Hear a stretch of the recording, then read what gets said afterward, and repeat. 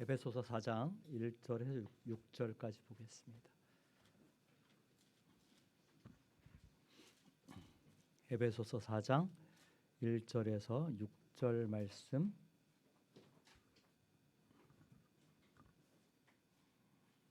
여섯 구절인데 우리 한 목소리로 읽겠습니다. 그러므로 주 안에서 갇힌 내가 너희를 권하노니 너희가 부르심을 받은 일에 합당하게 행하여 모든 겸손과 온유로 하고 오래 참음으로 사랑 가운데서 서로 용납하고 평안을 맺는 줄로 성령이 하나 되게 하신 것을 힘써 지키라.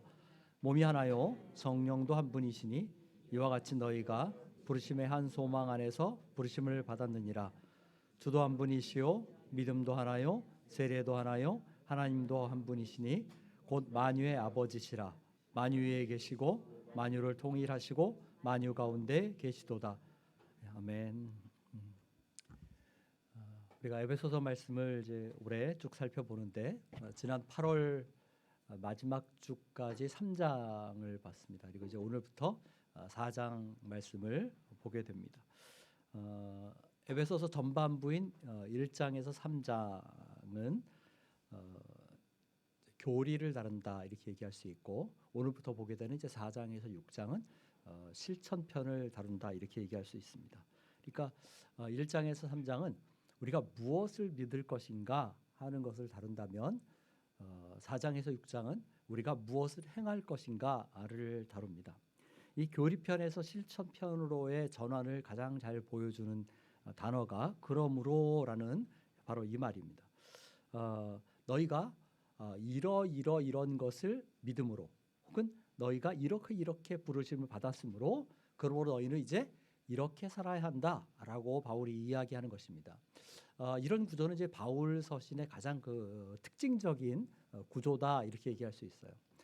바울은 늘 교리를 먼저 얘기하고 그 다음에 삶의 적용을 이야기를 합니다. 이게 이제 예를 들면 로마서 같은 경우도 그렇죠. 여러분들이 잘 아는 것처럼 1장에서 11장, 이제 정확하게 반으로 분량상 나뉘지는 않지만 1장에서 11장은 교리를 다뤄요. 그리고 12장부터 16장까지는 실천편입니다. 골로새서 같은 경우도 마찬가지입니다. 4장으로 되어 있는데 1장과 2장은 교리를 다루고 3장과 4장은 어떻게 살 것인가 하는 것을 다뤄요. 이처럼 바울은 늘상 교리에 이어서 실천을 이야기를 합니다. 그러니까 믿음의 원리와 믿음의 생활을 분리시키지 않는 것이죠. 오늘 4장 1절에 그러므로라는 단어가 보여주는 것처럼 우리의 믿음은 당연하게 삶으로 이어져 갑니다. 믿음은 당연히 행함을 낳게 되어 있다 이렇게 얘기할 수 있어요. 그러니까 우리의 믿음은 그 공허한 사색이 아니죠. 우리의 믿음은 탁상 공론이 아닙니다. 우리가 믿는 믿음의 원리들은 삶 속에 적용되고 실천되고 삶으로 표현되고 드러나는 것이죠. 그래서 바울은 에베소서 4장 1절 후반절에서 성도들을 향해서 너희가 부르심을 받은 일에 합당하게 행하라 이렇게 얘기합니다. 여기 행하라라는 말은 이제 직역하면 걸어가라라는 말이죠. 그걸 더 우리에게 와닿게 표현하면 살아가라라는 거예요. 너희가 부르심을 받은 일에 합당하게 살아가라라고 말하는 것입니다. 여기서 부르심을 받은 일이라는 말은 저나 여러분이 부르심을 받은 사람이다라는 것을 일깨우는 표현이에요. 그러니까 앞에 1장 18절에서 바울이 우리의 부르심의 소망에 대해서 이야기를 했었어요. 또 그것만 아니라 바울은 에베소서 1장부터 이미 우리가 하나님의 부르심을 받은 사람이라는 것을 여러 가지로 이야기를 했어요. 자, 그러면 저나 여러분이 어떻게 하나님의 부르심을 받았습니까? 가장 쉽게 생각할 수 있는 것이 에베소서 1장 첫머리의 표현들이죠. 성부 하나님이 치밀한 계획을 가지고 창세 전부터 우리를 예정하시고 선택하시고 우리를 자녀 삼으시겠다 이렇게 계획하셨어요. 그리고 그 성부 하나님의 계획을 실행하기 위해서 성자 하나님이 세상에 오셔서 십자가에 죽으시고 우리의 죄를 속량하셨습니다. 그리고 이 실행하신 계획이 확실하게 끝날까지 유지되도록 하기 위해서 성령님이 우리 삶에 오셔서 그 구속을 적용하시고 그 구원에 대한 보증으로 우리 안에 내주하시죠. 이렇게 하나님이 우리를 부르신 방법이 성부, 성자, 성령 하나님의 어떤 동일한 마음과 공동된 어떤 그 실행을 통해서 함께하는 실행을 통해서 이루어졌다 이렇게 얘기할 수 있습니다. 그런데 이렇게 하나님 우리를 부르셨는데 세상의 부름도 그렇지만 모든 부름은 어떤 목적이 있게 돼 있어요.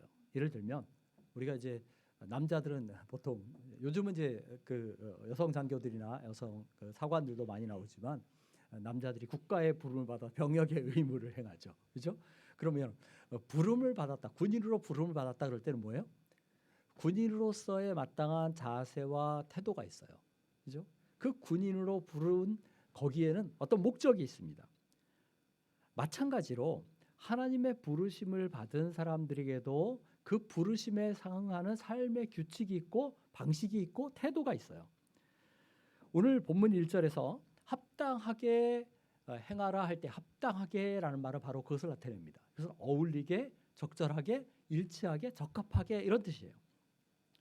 즉 믿음의 고백과 실천이 어울려야 한다는 거예요.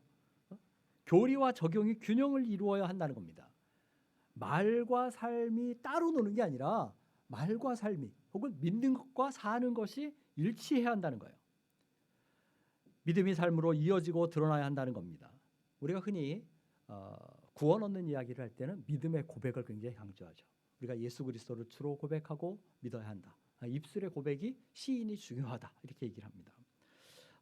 물론 이 믿음의 고백은 굉장히 중요해요. 너희가 입으로 시인하고 마음으로 믿어 할 때 입으로 시인하는 것의 강조점을 그 중요성을 얘기하잖아요. 그러나 만약에 이 고백만 있다고 해서 그 고백에만 그친다면 그것이 다 그 구원 얻는 것은 아니죠. 여러분들이 지난 2달 동안에 박형종 목사님을 통해서 야고보서 말씀을 잘 배웠어요. 근데 야고보의 강조점, 요점이 뭡니까? 행함이 없는 믿음은 죽은 것이라 하는 거예요. 믿음은 당연히 행함을 낳게 돼 있다는 겁니다. 예수님도 뭐라고 말씀하시냐면 나더러 주여 주여 하는 자가 다 천국에 들어가는 것이 아니라 내 아버지의 뜻대로 행하는 자라야 들어갈 것이다 이렇게 얘기를 하셔요. 이 말씀을 잘못 이해하면 흔히 행위로 구원 얻는다 이렇게 오해하기 쉽습니다. 그런데 야고보든 예수님이든 동일하게 하는 얘기가 뭐예요? 믿음이 뿌리라는 거예요. 그리고 삶은 행위는 열매라는 거예요. 그러면 뿌리가 있으면 당연히 열매가 나타나지 않느냐 이거예요. 열매가 없으면 그 나무는 죽은 것 아니냐 이 얘기입니다. 옛날에 박정희 대통령 시절에 이 나무를 베어다가 꽂아두는 식수를 눈가림 식수를 한 적이 있었어요. 대통령이 어디에 갑자기 이렇게 행차한다 이러면 그 환경비와 비슷한 조경 같은 거를 해야 되잖아요. 너무 썰렁하고 막 이러니까. 그러니까 급하니까 어떻게 해요? 산에서 나무를 그냥 밑둥을 베어다가 갖다 이렇게 꽂아 놓는 거죠. 그러면 그 나무는 어떻게 돼요? 곧 시들어 버리죠. 100년이 가도 열매를 맺을 일이 없어요. 뿌리가 없기 때문이죠. 그러면 열매가 없는 것을 보고 뭘 알아요? 아, 저 나무는 뿌리가 없구나. 이걸 아는 거예요. 그 이야기를 하는 겁니다. 뿌리가 있고 생명이 있는 나무는 당연히 열매를 맺게 되어 있다 하는 겁니다.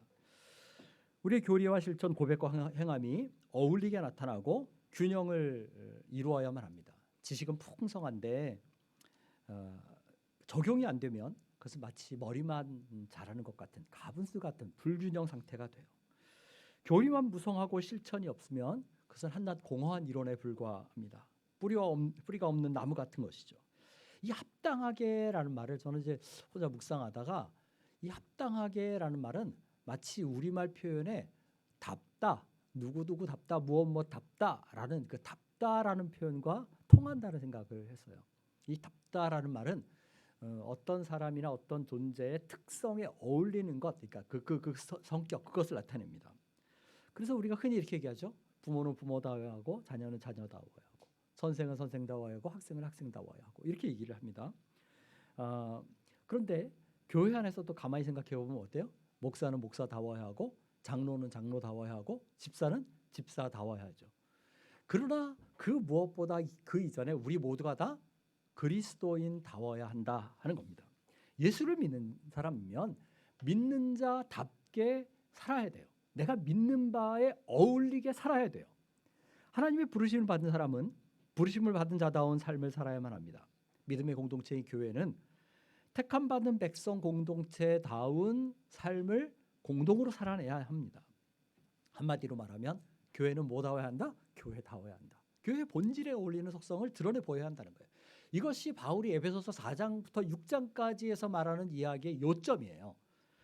그러면 이렇게 부르심을 받은 자답게 살아야 한다라고 말하면서 그 삶의 모습으로 가장 먼저 얘기하는 게 뭐냐? 그것이 바로 2절과 3절의 내용입니다. 모든 겸손과 온유로 하고 오래 참음으로 사랑 가운데서 서로 용납하고 평안에 매는 줄로 성령이 하나 되게 하신 것을 힘써 지키라 이렇게 얘기합니다. 자, 이 구절의 강조점 다 하는 것처럼 어디에 있어요? 하나 되게 하신 것을 힘써 지키라라는 데 있어요. 성령이 우리를 하나 되게 하셨으므로 그 하나됨을 힘써 유지하라라는 겁니다. 이 말을 잘 읽어야만 합니다. 지금 바울은 너희가 하나 되기를 힘써라 이렇게 얘기하잖아요. 너희가 이미 하나 됐으니까 그 하나됨을 유지해라 이렇게 얘기를 합니다. 우리는 종종 이 사실을 혼동해요. 그래서 어떻게 해요? 하나가 되기를 힘써요. 그런데 바울은 너희가 이미 하나가 되었다. 그러므로 하나됨을 잘 지켜야 한다. 잘 유지해야 한다. 그렇게 얘기합니다.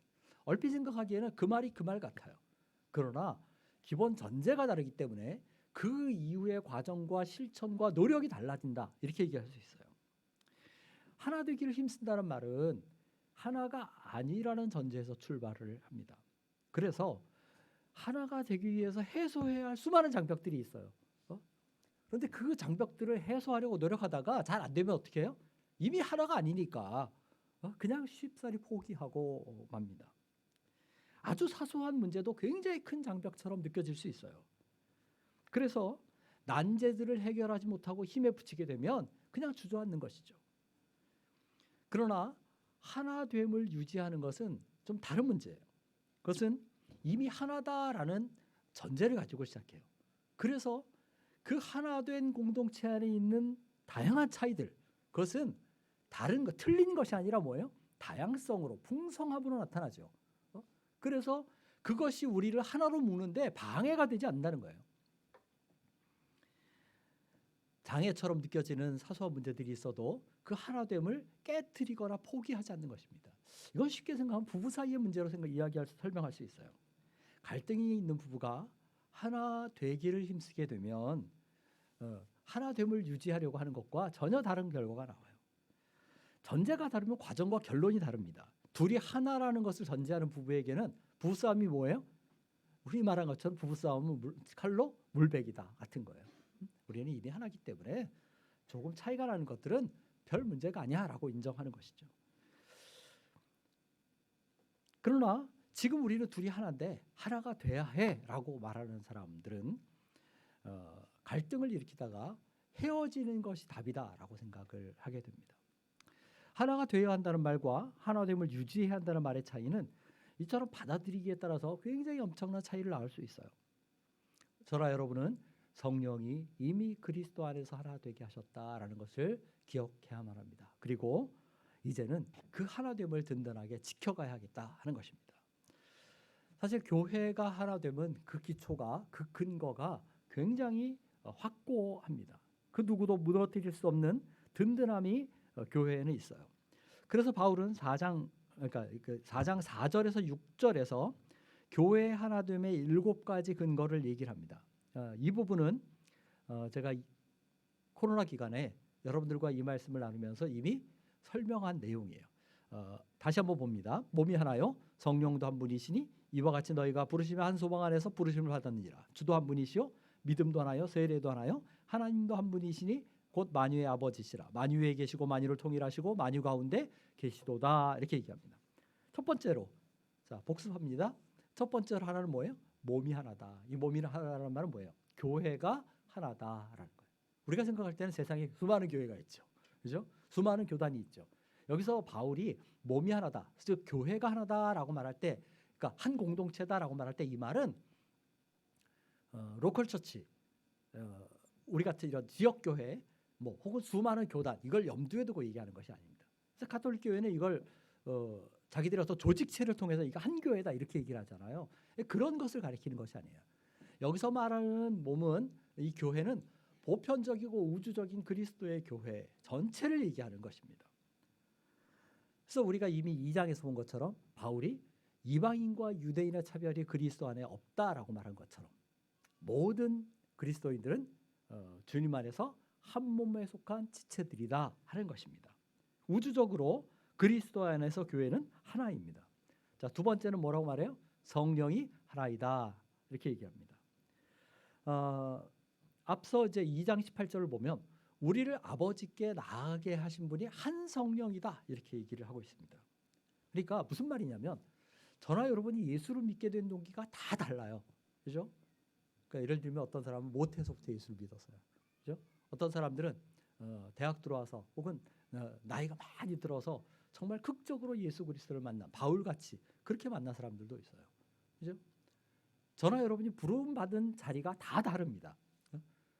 하나님이 우리를 부르신 방식이 다 달라요.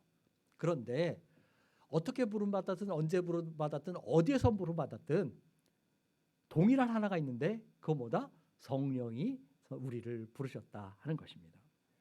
그것이 동일한 성령님의 역사를 통해 일어난 일이라는 거예요. 그래서 고린도전서 12장 3절에서 뭐라고 말합니까? 우리가 유대인이나 헬라인이나 종이나 자유자나 다 한 성령으로 세례를 받아 한 몸이 되게 하였다. 한 성령을 마시게 하셨다. 이렇게 얘기해요. 제가 이 고린도전서 12장 3절을 여러 번 설명했어요. 한 성령을 받아 한 몸이 되게 하셨다. 이 말을 그러니까 한 성령으로 세례를 받아 한 몸이 되게 하셨다. 이 말을 정확하게 번역하면 뭐라고 얘기했어요? 한 몸 안으로 세례를 받았다. 성령으로 세례를 받았다. 성령님이 우리에게 세례를 임하시는 것이 세례인데 그 성령의 세례는 어떤 결과를 낳아요? 우리를 한 몸에 속하게 만드는 결과를 낳아요. 그래서 성령이 동일하게 우리를 부르신 분이다 하는 겁니다. 세 번째 뭐라고 말해요? 세 번째는 소망이 하나다. 그렇게 얘기해요. 몸이 하나고 성령이 하나고 세 번째는 소망이 하나다. 이렇게. 얼핏 보면 아까 이제 예수 믿는 동기가 다 다르다고 했는데 어떤 사람들은 쉽게 말하면 병이 낫기 위해서 예수를 믿는 것처럼 보여요. 그죠? 어떤 사람은 세상에서 물질적인 풍요함이나 삶의 안정을 누리기 위해서 예수를 믿는 것처럼 보이는 사람도 있어요. 그러니까 쉽게 말하면 그냥 그 지상적인 현세적인 물질적인 복을 추구해서 예수 믿는 것처럼 보이는 사람이 있어요. 또 어떤 사람은 조금 더 고상하게 보일지 모르겠지만 인격의 수양이나 어떤 도덕적인 감화나 이런 걸 목적으로 예수를 믿는 것처럼 그렇게 보이는 사람도 있어요. 그래서 그런 쪽이 좀 치우쳐 있는 것처럼 보이죠. 그러나 참으로 예수를 구주로 영접한 사람이라면 다 그들이 가진 소망과 기대는 동일하다는 거예요. 우리가 겉으로 볼 때는 바람이 달라 보이지만 그 동일한 소망이 뭐예요? 예수 그리스도죠. 하늘의 유업이죠. 우리의 유일한 소망은 예수 그리스도와 저 천국으로 동일하다 하는 것입니다. 네 번째는 주님이 한 분이셔요. 아까 말할 때 우리가 다 한 성령으로 세례를 받아서 한 몸 안에 속하게 되었다 이렇게 얘기했어요. 우리를 부르신 분이 누구예요? 성령님이에요. 그죠? 그런데 성령을 우리가 가르쳐서 뭐라고 말합니까? 그리스도의 영이다, 예수의 영이다 그렇게 얘기하죠. 성령은 그리스도를 증언하시는 분이에요. 그래서 성령이 우리를 부르셔서 어떻게 하셔서요? 다른 데 가게 하시지 않아요. 그리스도 안에 있게 하셔요. 그죠? 그래서 우리의 주님이 한 분이시다. 그러니까 예수 그리스도를 주로 고백하게 한다는 거예요. 성령은. 교회를 어지럽히고 믿음을 흐트러뜨리는 종교다원주의의 아주 교묘한 주장 가운데 하나가 뭐냐면 바로 세상에 많은 종교가 있는데 그 모든 종교는 신의식을 가지고 있다는 거예요. 그래서 사실 기독교는 하나님이라고 말하고 불교는 다른 말로 말하고 이슬람 다른 말로 알라라고 말하지만 결국 그 궁극적인 실체는 우리가 믿는 하나님이다. 동일한 하나님이다 하는 거예요. 그래서 자, 어느 쪽으로 가든 산의 정상에 다다르지 않느냐. 예수를 통해 가든 부처를 통해 가든 혹은 마호멧을 통해 가든 길은 다 통하게 돼 있다. 다만 너희는 지름길 가는 거고 저 사람들은 둘러 가는 거다. 그러니까 궁극적으로 모든 종교는 다 그렇게 돼 있다. 이게 종교다원주의의 교묘한 주장입니다. 그러나 사도행전 4장 12절에서 뭐라고 말합니까? 예수 외에는 다른 이로서는 구원 얻을 수 없나니 천하 인간의 구원 얻을 만한 다른 힘을 우리에게 주신 일이 없다 이렇게 얘기를 해요. 주님이 한 분이십니다. 예수 그리스도 외에는 우리가 주로 고백할 이름이 없습니다. 다섯 번째는 우리의 믿음이 하나입니다. 예수 그리스도를 주로 고백하는 것이 하나니까 주님이 한 분이시고 그 고백하게 하시는 성령이 한 분이시니까 당연히 우리의 믿음은 하나다라는 겁니다. 저나 여러분이 믿음으로 구원 얻었는데 그 믿음의 성격이 다르지 않아요. 본질적으로 똑같아요. 다 뭘 믿어요? 예수 그리스도를 주로 고백하고, 그러니까 예수님이 십자가에 나를 위해 죽으셨고 그 보혈의 공로로 내가 죄 사함을 받았고 그 이름을 믿음으로 내가 영생을 얻는다. 이 본질적인 믿음의 틀은 다 똑같아요.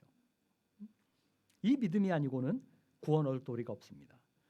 여섯 번째는 뭐가 하나다? 세례가 하나다 이렇게 얘기합니다. 세상에 여러 교파들이 있죠. 가장 이제 세례 문제를 놓고 첨예하게 대립하는 그 나뉘는 것이 침례교와 장로교죠. 근데 침례교에서는 뭐라고 얘기해요?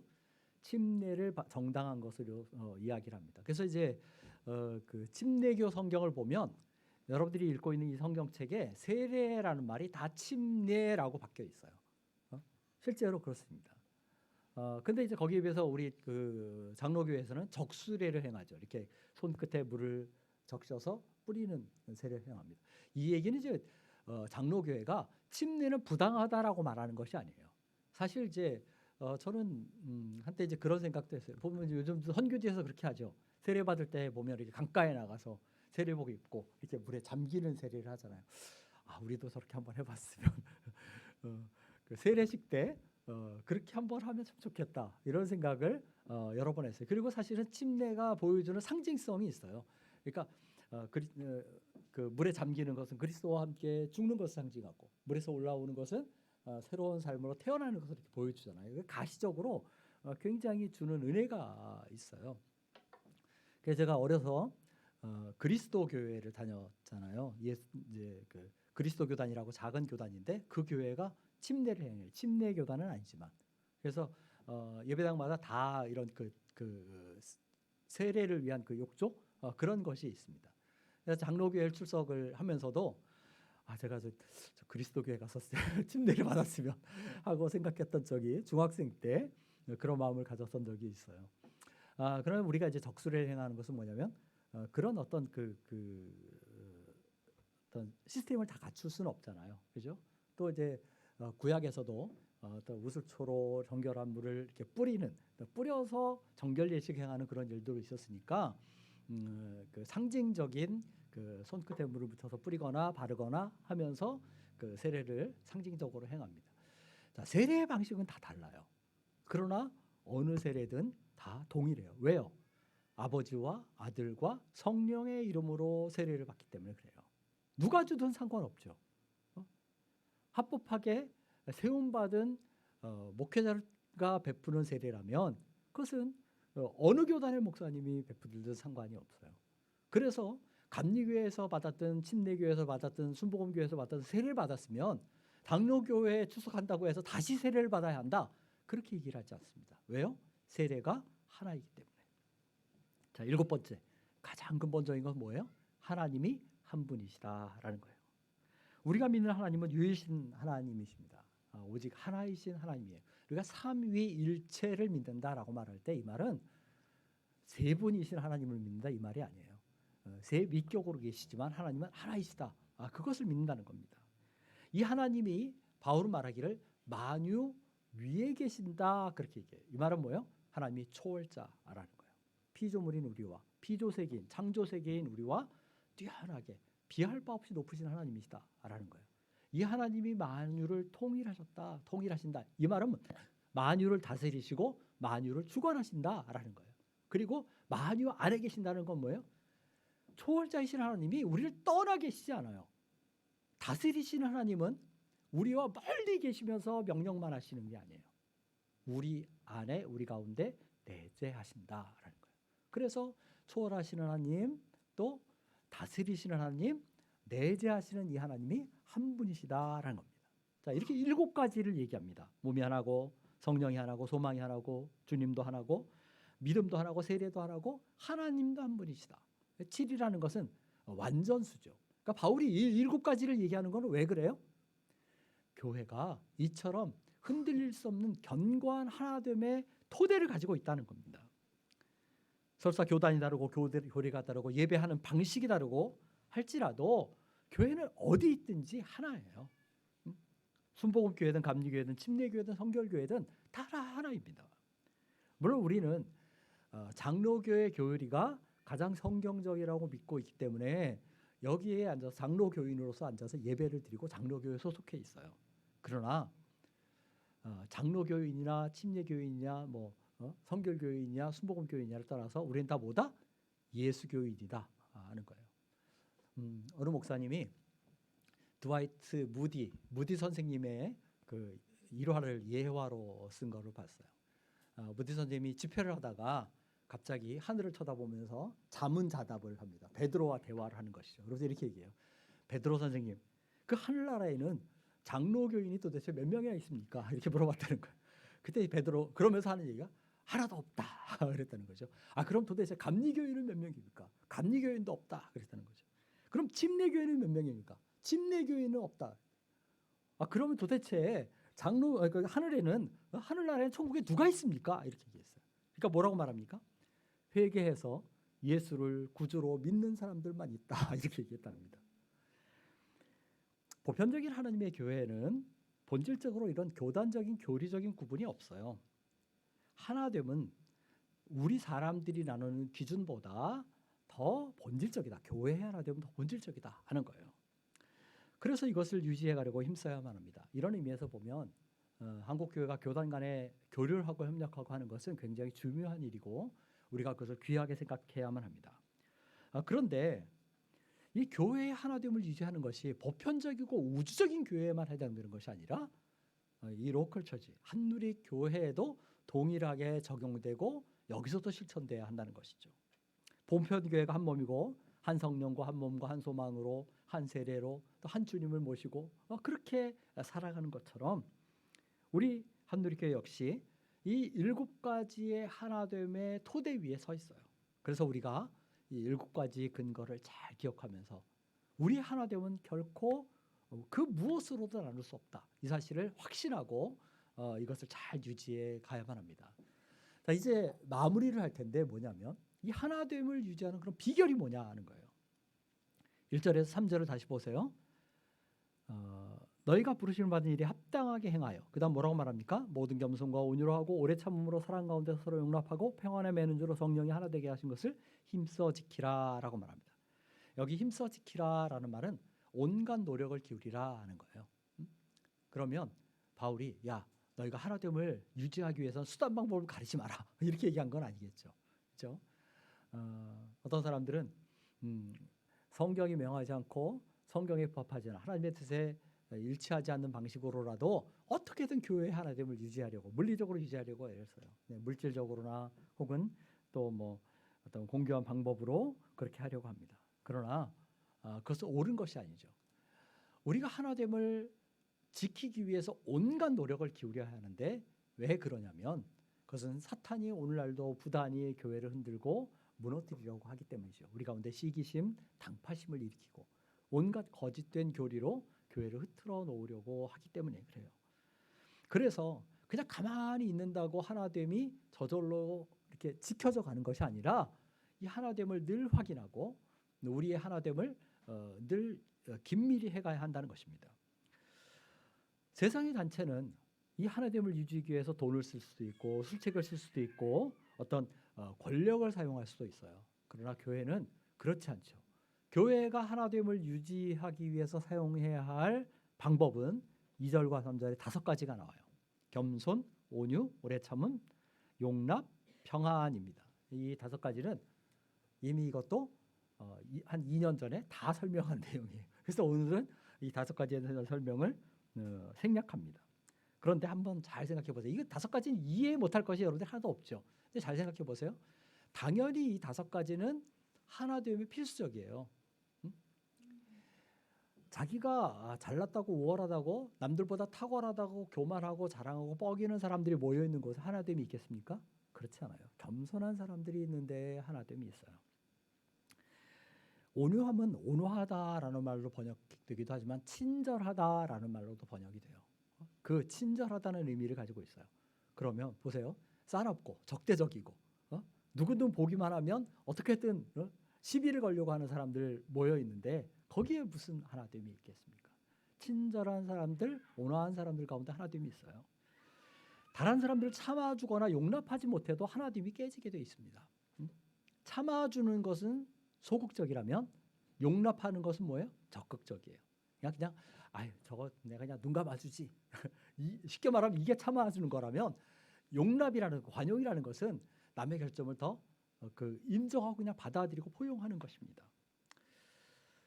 이런 참음과 용납이 있어야 하나됨이 유지되죠. 마지막에 화평이 하나됨이 필수적이다라는 것은 더할 나위가 없죠. 분열과 갈등이 있고 다툼이 있는 곳에 하나됨이란 있을 수가 없어요. 그래서 3절은 이 평화를 화평을 하나 되게 하는 줄이다라고 말하고 있는 겁니다. 자, 이 겸손, 온유, 오래 참음, 용납, 관용, 화평 이 5가지가 하나됨을 유지하는 비결이에요.